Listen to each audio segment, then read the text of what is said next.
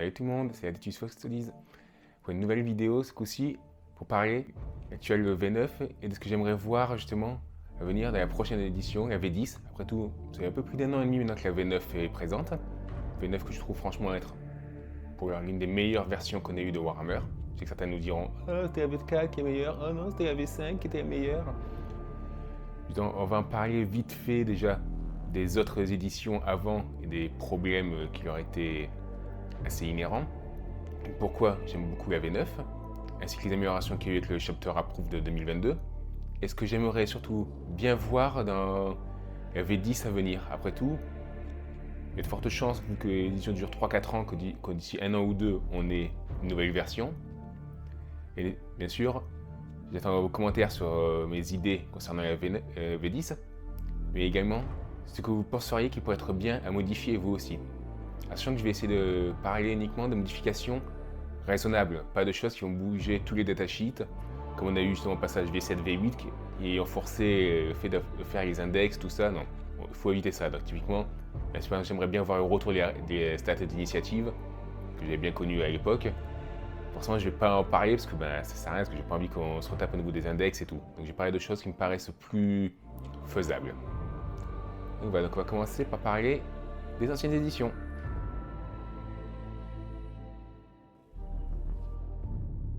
Alors voilà, donc comme j'ai dit dans une présente vidéo, il me semble, j'ai commencé le jeu en 2004, donc j'étais sur la fin de la V3. Version, on va dire, voilà. Ceux qui se plaignent clairement sur la létalité aujourd'hui, clairement ils apprécieraient ce qui est honnêtement très peu de létalité. Je veux dire, il y a tellement de règles limitantes, c'était assez abusé. Pour vous donner un exemple, les armes de tir rapide ne pouvaient tirer à longue portée que si tu restais immobile. Et une double tirée, toujours à demi portée, il me semble que tu es resté immobile pour ça. Je peux me tromper parce que ça date quand même la V4. C'est vrai que les V4, V5 est quand même apporté davantage de règles, mais c'est vrai que le jeu se limitait beaucoup au final à de l'annihilation. Marrant quand je vois que beaucoup de personnes disent que le jeu à l'époque était plus stratégique. Non seulement les gens jouaient généralement beaucoup moins de décors, parce qu'il n'y a pas forcément la nécessité comme c'est maintenant, mais surtout, je veux dire, plus stratégique dans un jeu où tout se résume à tuer toutes les unités adverses et tu gagnes. Et en particulier, même en V5, il y avait 3 types de victoires. L'annihilation, donc il fallait tuer plus d'unités que l'ennemi. C'est bien d'unités, hein. À l'époque c'était plus de points, après ça a viré en unités. C'est que les MSU souffraient de ça. L'autre mode qu'il y avait, c'était prendre et tenir de mémoire. Si je dis pas de conneries, celui-là c'est celui où tu avais 4 objectifs sur la table et il fallait les tenir à la fin de la game. Sachant que tu pouvais tenir les objectifs qu'avec des troupes, mais tu pouvais être contesté avec n'importe quoi d'autre. Et c'était une fois encore qu'à la fin de la game, sachant que la partie à l'époque avait une durée aléatoire. Il y avait 5 tours minimum. À la fin du 5e tour, vous jetiez un dé sur 4+, vous aviez un 6e tour. Et à la fin du 6e tour, vous jetiez un dé sur du 6, vous obteniez un 7e tour. Donc déjà, c'était un peu chiant pour être sûr de pouvoir choper les objets, mais plus une fois encore, les 4 premiers tours, vraiment, c'était juste de l'annihilation. Il n'y avait pas, comme maintenant, des objectifs que tu vas choper en pleine partie, tu n'avais pas d'action à faire ou autre, c'était vraiment uniquement je te massacre tout en essayant de débloquer mon chemin jusqu'à l'objet, et puis voilà. L'autre mode qu'il y avait également, c'était, je crois que c'était capture qui s'appelait. Je ne me rappelle plus exactement, c'était en gros, il y avait un objectif dans les zones de départ de chaque joueur. Et pareil, objectif pouvant être pris qu'avec des troupes. Et à la fin de partie, si tu avais l'objectif adverse, donc l'adversaire n'avait pas ton objectif, tu gagnais. Si vous avez tous les deux objectifs de l'autre, match nul. Si personne n'avait l'objectif, match nul aussi. Voilà, putain, le côté stratégique. Bon, moi, ça a été un petit peu d'intérêt pour les troupes. Vu que c'était les seuls à pouvoir choper les objets. Et c'est vrai que la stratégie n'était pas ouf. Après V6, V7, j'ai pas trop connu ce que. Mais bon, ils ont été connus pour être pas terribles ces éditions de manière générale. Hein. Même V6 de mémoire, elle a duré que 2 ans. Je pense qu'elle était pas plaisante du tout.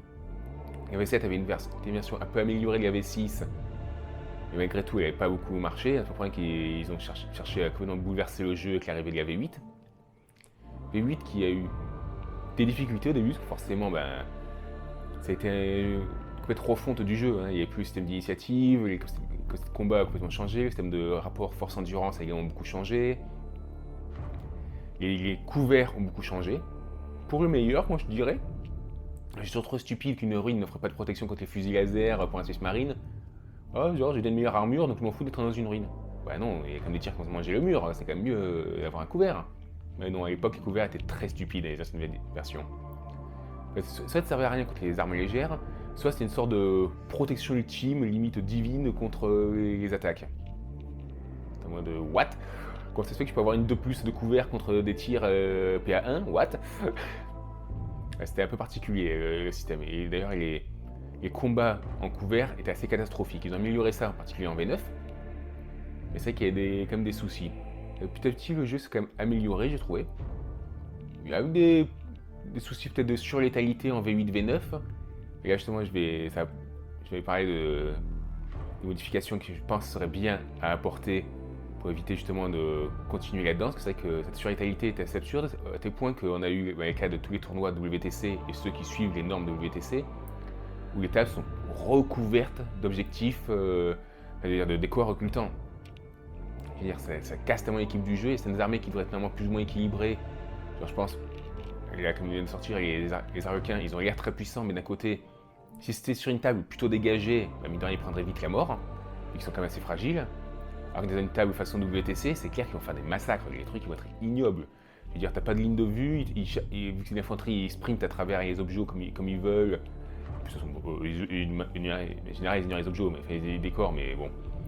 C'est que ça risque d'être quand même très particulier, justement à cause de ces tentatives de combler la surlétalité par du décor, qui casse l'équilibre du jeu. Certaines armées qui étaient déjà pas très fortes comme la garde en souffrent énormément, parce que du coup ils ont peu de trucs de bonne proximité, et comptent normalement sur longue distance, mais ils peuvent pas compter dessus, parce que du coup il n'y a plus de ligne de vue.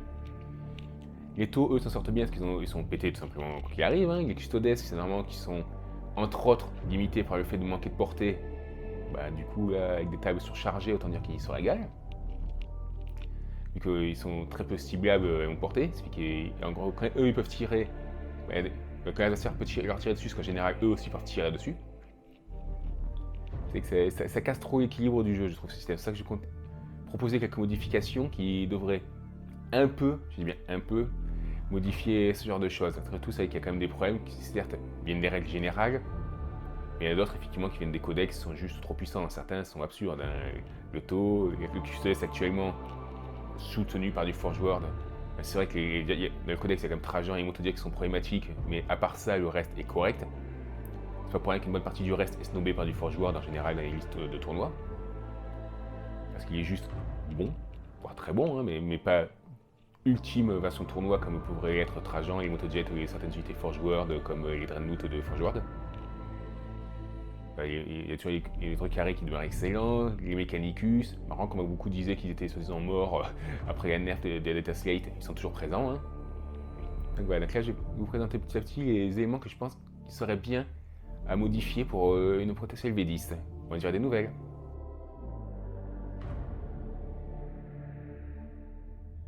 Alors, les premières modifications que je vais faire, ce serait sur les personnages. C'est en plusieurs étapes, parce que justement, l'un implique l'autre des changements, on va dire. Le premier, ce serait un retour à l'ancien système pour protéger les personnages. Je peux vous rappeler, dans les anciennes éditions, vous pouviez cacher vos personnages dans les escouades de type correspondant. Typiquement, par exemple, si vous voulez vous cacher dans une infanterie, il fallait que vous soyez soit une infanterie de saut. Ce genre de choses. Comme ça, comme vous étiez dans l'escouade, vous ne pouvez pas vous faire tirer dessus. Ça a l'air assez anodin comme changement, mais déjà de base, ça éviterait que les personnages véhicules ne se planquent derrière l'infanterie. Voilà, je veux dire, les Dreadnought inciblables parce que planquer derrière de l'infanterie, c'est un peu stupide. Pareil, tu vois moi, même Guillimam, il est quand même grand. Et les types, c'est en mode ah non, non je vois plus Guillimam, il est caché derrière 3 payons, je peux plus lui tirer dessus. Non, c'est stupide ce système, comme c'est fait. Donc, ce serait le genre de système que je voudrais enlever. Et qui aurait justement d'autres avantages. Le premier, par exemple, modification de la règle garde du corps qui pose beaucoup de problèmes en V9. Et pourquoi est-ce qu'ils ont pété comme il est fait actuellement? Ce serait justement que le garde du corps, en fait, ce serait un bonus pour quand on a un personnage qui serait dans ton escouade, qui le rendrait impossible à cibler mais avec des armes de type sniper. Ce serait la seule modification que ça ferait. Fini les Dreadnought Redemptor inciblables parce que à proximité d'un garde du corps. Ce serait déjà une modification qui serait intéressante pour limiter les abus. Autre abus justement, on parlait des surlétalités juste à présent, le problème dû au fait qu'il y ait beaucoup trop de relance.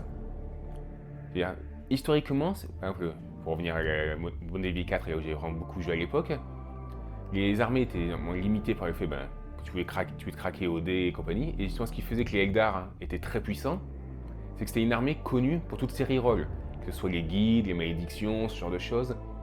Ce qui faisait qu'on se disait toujours, quand tu auras un profil Eldar, on n'aura pas juste le profil, vois ce que tu peux faire en combo avec les autres unités.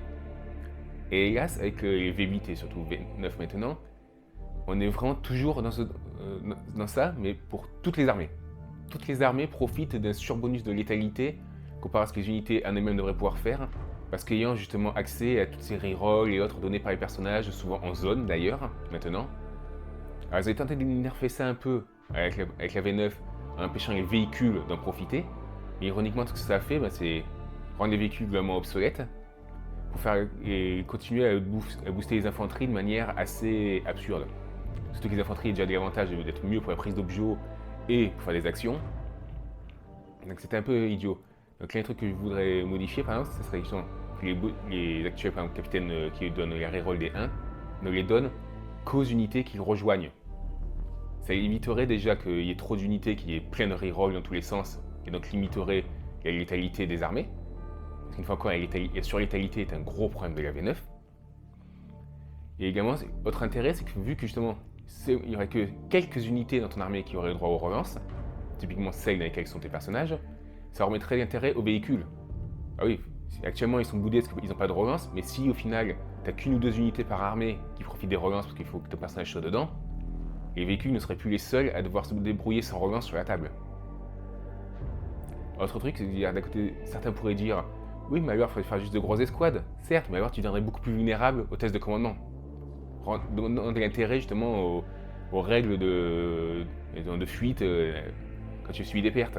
Donc certes, tu pourrais avoir des grosses escouades profitant toujours de relance, mais le contre-coup, c'est que l'ennemi va se charner dessus, tu risques d'avoir des tests de morale absurdes et beaucoup de fuites. Donc tu pourrais toujours avoir de bonnes relances, mais à tes risques et périls. Ce serait un équilibre plus intéressant, je trouve.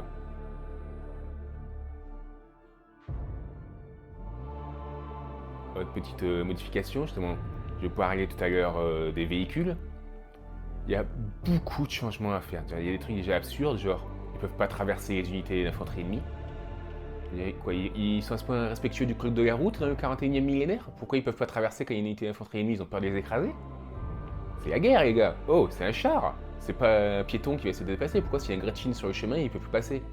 Non, les chars pourraient quand même passer, parce que c'est un des gros défauts des chars. Non seulement ils sont volumineux, donc c'est pas pratique pour les déplacer. En plus, les tables sont plus petites, ce qui est chiant pour eux. Il y a beaucoup plus de décors, ce qui les rend encore plus chiant à déplacer. Et dès qu'il y a un paillon sur le chemin, ils peuvent plus passer. Donc non, permettez aux chars de vous déplacer à nouveau à travers les infanteries. Ça serait un bon truc. Autre modification, il reprend de se désengager et tirer. Une fois encore, c'est pas une infanterie qui essaie de se désengager, c'est un char. Remettez-leur ça comme ils étaient jusqu'à la V7. Enfin, une autre modification que je leur ferai, qui je pense est nécessaire, parce que c'est assez frustrant, c'est une résistance aux tirs et attaques de corps à corps légères. Donc force inférieure à 6. Alors, je sais pas si vous avez déjà vu ça, mais le nombre de parties où tu as des chars qui se font plomber par la saturation de force 4, PA-1-1, PA-2, c'est assez stupide. Qui se fassent ouvrir par des armes anti-chars. C'est normal, c'est des armes anti-chars.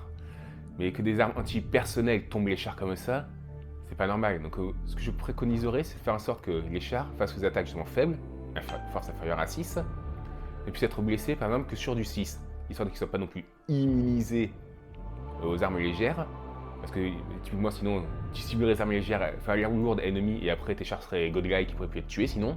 Il faut quand même qu'ils aient quelque chose pour pouvoir quand même être tombés. Et voilà, histoire que ce soit du 6 naturel pour les blesser, du moment que tu as une force inférieure à 6. Histoire d'éviter les trucs débiles comme tu peux avoir en Swiss Marine. Tu prends un histoire d'intercessor, un fusil bolter automatique, un doctrine tactique, donc avec PA-1, tu redoubles leur quantité de tirs et tu leur donnes quelques rerolls, il te tombe un véhicule tous les tours. Alors certes, ça fait beaucoup de combos et compagnie, mais en quoi est-ce normal qu'une infanterie de base, avec des armes anti-infanterie, te tombe un véhicule? Non, c'est pas normal pour moi. C'est partie du problème de trop grosse fragilité des véhicules dans la V9. Alors, au final, si on fait le rapport des tankiness des véhicules actuellement par rapport à ce qu'ils avaient par rapport à V7 avec les points de coque, on remarque en général c'est équivalent. Je veux dire, face à une arme ayant un dégât D3+3, un véhicule ayant 10 PV, il se fera 2 shots. Ce qui est plus ou moins le cas, par exemple un Rhino des V7 avait 2 points de coque. Et là, c'est 2 shots aussi, ça paraît logique. Beaucoup de véhicules qui actuellement se font 3 shots par ce genre de type d'arme, avec également 3 points de coque avant. Alors, il y a certains qui sont un peu trop faibles en PvP, je pense par exemple au Predator, Land Raider et tout, qui mériteraient de gagner 2-3 PV pour être sûr de ne pas se faire 2 shots pour les Predators ou 3 shots pour un Land Raider, pour qu'il reste à 3 shots ou 4 respectivement. Est-ce que j'ai une modification à faire pour s'assurer que les chars demeurent intéressants, mais sans se faire trop éventrer. Comme ça, ils resteraient vulnérables aux armes anti-chars, parce que c'est des armes spécifiquement faites pour les tuer, mais tout en restant résistants aux véhicules vis-à-vis des armes antipersonnelles. Et une fois encore, comme j'ai dit tout à l'heure, s'ils ne sont plus les seuls à ne plus avoir le droit aux relances, forcément c'est les dopperades par rapport aux infanteries. Et s'ils peuvent à nouveau se déplacer comme il faut, ça compensera leur manque de mobilité dû aux petites tables et à la surprésentation des décors, comparé justement à l'infanterie. Ça fera un meilleur équilibrage, je pense, que ce qu'on a actuellement. Bien sûr, ce que je viens de dire pour les véhicules vaut globalement pour les créatures monstrueuses. Pourquoi un monstre serait limité parce qu'il y a un paillon sur le chemin? Ça s'arrête 2 minutes. C'est vraiment partie de modification que je pense qui serait intéressante pour remettre en avant les chars et créatures monstrueuses par rapport à ce qu'on voit actuellement. Après, bien sûr, il y a des véhicules qui mériteraient des baisses de coût en points. Je pense aux Rhino, Razorback, qui sont clairement trop chers pour ce qu'ils font. Le Whirlwind aussi. Je fais partie de ces unités qui avaient vu des hausses de coûts en points importantes au début V9 parce qu'ils ne savaient pas trop comment les règles d'efflagration allaient les impacter. Et là, s'ils ont trop monté les coûts en points de ces unités, ils mériteraient une petite baisse. Pour les véhicules, je pense qu'on a fait globalement le tour.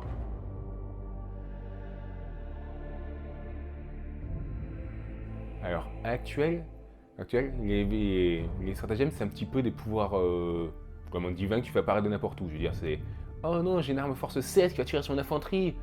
Ouais, non, j'ai décidé, vu que c'est des primaris qui vont être blessés que sur du 4. Voilà. Pourquoi c'est pas tout le temps comme ça? Pourquoi ils sont pas tout le temps aussi résistants? Il n'y a pas vraiment de raison. Pourquoi les intercesseurs peuvent tirer double de temps en temps, mais pas tout le temps? Je veux dire, s'il n'y a pas de contrainte, de restriction au fait d'utiliser cette capacité à tirer double, pourquoi ils tirent pas double non-stop? Dans les vieilles règles, on va revenir en V4, par exemple les Eldar, avec les squads d'ailleurs Avenger, tu pouvais faire en sorte de tirer davantage grâce à un pouvoir d'Exarch, une nouvelle grille d'âme, mais la conséquence d'utiliser ce pouvoir, c'est que tour suivant après avoir utilisé, tu ne peux pas tirer. Pour montrer vraiment qu'ils avaient vidé leur chargeur, c'est pour ça qu'ils tiraient davantage. Il y avait un bonus, parce que quand même en un tour tu faisais beaucoup plus de dégâts que ce que tu aurais dû faire, mais tu avais des conséquences à côté. Ce qui expliquait pourquoi du coup tes d'ailleurs Avenger n'avaient pas de non-stop tiré 3 fois. Tirer 3 tirs par tour. Et seulement 2, parce que s'ils faisaient ça, leur chargeur ne pouvait pas suivre. Il faudrait vraiment faire davantage de conséquences à utiliser les stratagèmes, je pense. Autre chose, c'est également faire en sorte que les stratagèmes fassent davantage attention aux cibles. Genre, par exemple, quand le Codex V9 Space Marine est sorti, j'ai beaucoup apprécié les modifications qu'ils avaient fait. Par exemple, beaucoup de stratagèmes qui faisaient des blessures mortelles faisaient attention à la cible. Tu pouvais pas les utiliser contre n'importe quoi. Par exemple, le bolter lourd, si tu l'utilisais, ça tu peux l'utiliser contre n'importe quoi, ce stratagème, mais tu sacrifies tes 3 tirs de bolter lourd. Tu avais des conséquences à l'utiliser. La version, le missile, enfin le stratagème avec le lance-missile, tu ne pouvais l'utiliser que contre les aéronefs, et tu perdais ton tir de missile pour l'utiliser. Pareil pour le marteau de fureur avec les gars avec réacteurs dorsaux, même si tu peux l'utiliser avec toutes les unités, n'importe quelle unité techniquement, son efficacité dépend de la cible en face. Si c'est une cible avec faible endurance, tu vas faire beaucoup de blessures mortelles. Si tu fais une cible avec beaucoup d'endurance, tu ne feras pas beaucoup de blessures mortelles, voire aucune.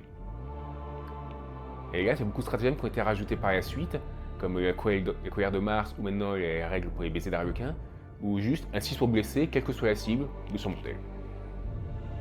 C'est vrai qu'on a certaines fois, comme le rapport de bataille fait sur Game Studio entre les Mechanicus et les Imperial Knights, on voyait la plupart des petits Knights, vous savez, les trucs en 12 PV, là, qui se faisaient tomber par des tirs antipersonnels parce qu'ils avaient la colère de Mars.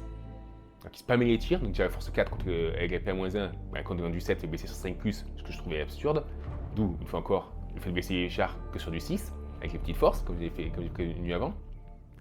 Mais aussi, justement, quand ils rajoutaient des blessures mortelles par le marché, les gros véhicules tombaient face à des saturations de tirs antipersonnels. Ce qui est stupide. Ça n'a pas lieu d'être. C'est ça que, franchement, il faudrait qu'il y ait davantage de restrictions sur ce point-là des codex à venir pour empêcher que les blessures mortelles ne se fassent trop facilement, quelle que soit la cible. Revenir plutôt à quelque chose qu'on voyait début V9 avec le codex Space Marine. C'était beaucoup plus équilibré dans ce sens. Autre modification de stratagème, justement, comme je dis, ça apparaît de nulle part. C'est fait avec des points de commandement. Donc, je doute qu'il doit y avoir un commandant qui doit donner l'ordre. pourquoi il n'y a pas besoin d'avoir du coup un commandant sur la table ou à proximité d'une unité pour utiliser un stratagème? On en revient du coup à ce dont j'ai parlé avant, donc au fait de mettre les personnages dans les escouades. Les stratagèmes ne devraient pouvoir être utilisés que si tu as un commandant dans ton unité. Commandant, donc ce serait toutes les unités type officier. Donc on pourrait en avoir plusieurs, pour rester dans les Space Marines, les capitaines, les archivistes, les chapelains, éventuellement les apothicaires, trucs comme ça, tout ce qui est petits personnages pour en rejoindre une escouade, serait un commandant qui permettrait à l'unité d'utiliser ce stratagème. Et certains commandants, genre les grands commandants, les maîtres de chapitre, les primarques, trucs comme ça, auraient les capacités pour faire un peu plus de zones, pour vraiment montrer qu'ils sont vraiment des grands leaders. Et c'est vrai que les stratagèmes ne devraient pas pouvoir être utilisés comme ça, n'importe comment, comme si de rien n'était. Parce que franchement, ça donne un peu des « Ah, tu as activé ma carte piège !» On n'est pas dans Yu-Gi-Oh là, c'est un peu particulier quand même comme c'est fait actuellement. Et je pense que ça devrait être un peu plus restreint. Alors, question de lisibilité d'ailleurs, sur les stratagèmes. Donc ça après c'est une question justement de lisibilité pour les codex et tout. Je pense que ça serait bien si les stratagèmes spécifiques des unités se trouveraient dans les datasheets des unités. Pas que tu cherches à ta unité, ah elle fait ça, c'est ça. D'ailleurs, qu'est-ce qu'il y a comme stratagème par rapport à elle? Et tu fouilles dans toutes les pages de stratagèmes et compagnie. Non. Qu'est-ce qu'il y a comme stratagème pour elle? C'est simple, dans ton datasheet. Voilà. Et que un stratagème général, j'ai pas plus d'une page par codex pour éviter les trucs comme on a actuellement. Des fois on a 4, 5, 6 pages de stratagème. Si, c'est surtout pour quand tu as des suppléments, genre les ultramarines. Tu as 4 pages d'un codex Space Marine, 2 pages pour codex ultramarine, ça va faire vraiment beaucoup. Non seulement c'est dur à apprendre en main pour toi, mais ben, si tu veux apprendre à jouer contre des potes ou autre, ben, tu as tout leur stratagème également à apprendre, ça fait beaucoup trop. Je pense que ça serait bien de non seulement mettre un truc plus lisible, pour qu'on sache quelle unité peut faire quel stratagème, et que tu gères juste au maximum une page de stratagème générique. Et une fois encore, les stratagèmes ne pourront s'utiliser que si tu as un personnage avec. Donc à toi de bien choisir où tu mets tes personnages, que tu prépares ton coup. Pas juste, tiens, ça m'arrange pas, donc je vais utiliser tel pouvoir sur telle unité. Ouais, c'est un peu con.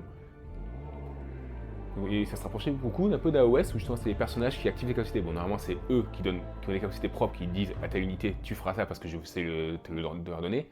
Là, à la place, ça serait du coup les unités qui auraient des capacités propres que les personnages pourraient faire déclencher. Ce serait une petite modification, mais je pense que ça serait plus sympathique comme ça.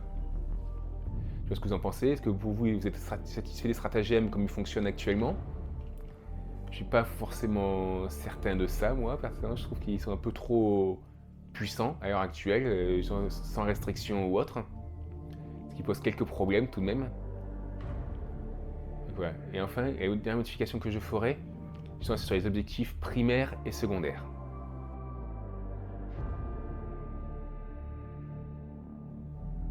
Alors, personnellement, j'ai beaucoup apprécié ce qu'ils avaient fait avec les objectifs primaires et secondaires comparé à V8. Ça permettait de vraiment faire un plan de bataille, de choisir ce que tu voulais et tout. C'était vraiment sympa. Tu peux même préparer ton armée en vue de ces objectifs. Et non pas comme en V8 ou même jusqu'avant avec les V6, V7 avec leurs règles d'objectifs aléatoires qui étaient un peu chiants, donc tu savais jamais sur quoi tu allais tomber. Ouais, il fallait te dire tu allais perdre ta game juste parce que tu avais un mauvais rôle sur les objectifs. C'était stupide. J'aime beaucoup ce qu'ils ont fait donc en V9. Et d'ailleurs, j'ai beaucoup apprécié qu'ils aient récemment dans le Chapter Approved amélioré l'intérêt des actions. Parce qu'honnêtement, avant l'objectif d'Octarius et maintenant le Chapter Approved 2022, vous voyez beaucoup d'actions être faites, vous? Honnêtement, il n'y en avait pas des masses. Hein. J'aime beaucoup vers quoi ils se sont penchés, mais je trouve que ça va pas encore si loin. Typiquement, les objectifs primaires actuellement, qui ont donc été séparés entre prise objet et objectif et action, je trouve que c'est pas encore assez équilibré. Il devrait y avoir davantage d'intérêt de faire des actions. Par exemple, actuellement, tu peux faire jusqu'à quand même 48 points de primaire rien qu'avec les objectifs de prise d'objectifs. Sachant que tu peux aller jusqu'à 45 maximum en primaire, ouais, tu n'as limite pas besoin de faire les actions. Bon, c'est plus dur parce que même comparé à avant, alors qu'avant tu pouvais faire potentiellement 60 points, donc tu avais facilement tes 45.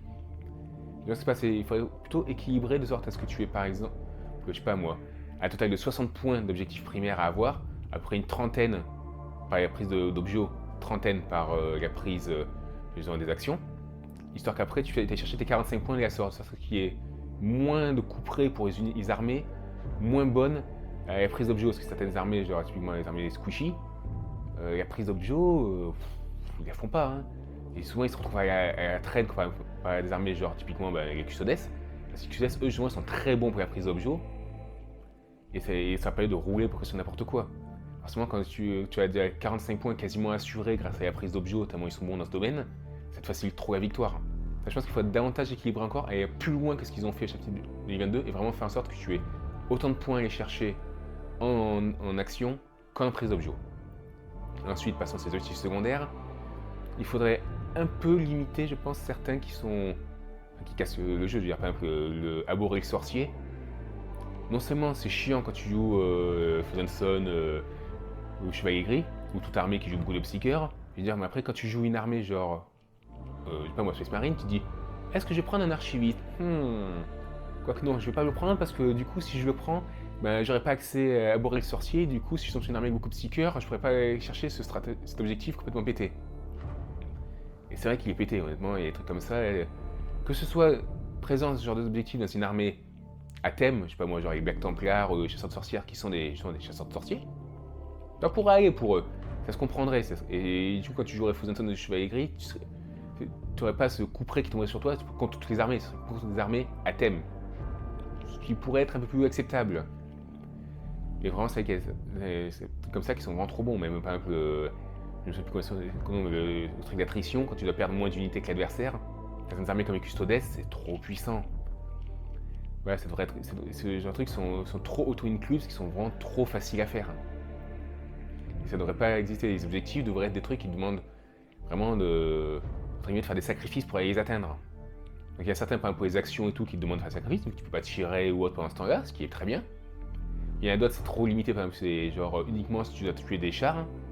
Donc si l'ennemi, il n'y a qu'une partie, il n'y a pas potentiellement assez de chars pour te faire avoir tes 15 points, bah, tu vas te dire, ouais, je peux faire des points assez faciles, mais je suis quand même limité sur ce que je peux gagner. Donc il y a des intérêts, mais il y en a d'autres.